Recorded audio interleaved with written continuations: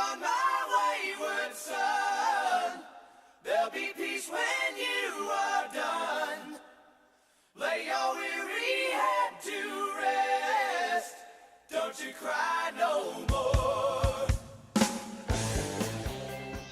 Square Enix has announced that Final Fantasy XI will be entering its sunset years as it enters year 14 of operation.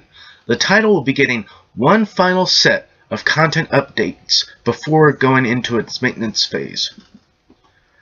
Nicknamed the Valdel Project, Square Enix is transitioning Final Fantasy XI from a regularly updated title to one that simply receives maintenance for continued use. The final story arc, Rhapsodies of Valdel, will be released in 3 parts this year. These are scheduled for March, August, and November. This content will not be released on disc or as premium DLC. This hints that all players will be able to take part in the game's conclusion without paying an additional fee. Following this, PlayStation 2 and Xbox 360 versions of the game will be wound down.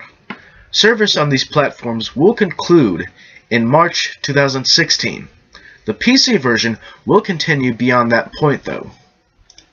So for 14 years, Final Fantasy XI has been still going on 360, PC, and apparently PS2.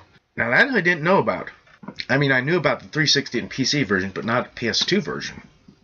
Although it would kind of make sense since they've had other Final Fantasy games on the PS2, and it was regularly a PlayStation exclusive.